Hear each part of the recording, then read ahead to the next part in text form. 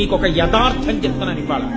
ఒక్కొక్కసారి ఏ దీక్ష లేకుండా అయ్యప్ప స్వామి గుడికి వెళ్ళినటువంటి కొంతమందికి అసలు జీవితంలో అయ్యప్ప దీక్ష తీసుకొని వాళ్ళు కొంతమంది ఆ గుడికి వెళితే 50 సార్లు దీక్ష తీసుకున్న వాళ్ళకన్నా కూడా అద్భుతమైన రీతిలో అయ్యప్పని సేవించుకునే అదృష్టాన్ని ఆయన ఇచ్చిన సందర్భాలు ఎన్నో ఉన్నాయి. దేని వల్ల ఇస్తాడో తెలుసా అండి? వీడికి నా దీక్ష పట్టాడని ఇవ్వడం కాదు. వీడికి ధర్మమునందు అనురక్తుంది, వీడికి వేదమునందు అనురక్తుంది, వీడికి నా రూపమునందు అనురక్తుంది, ఈశ్వరుడి యందు అనురక్తుంది.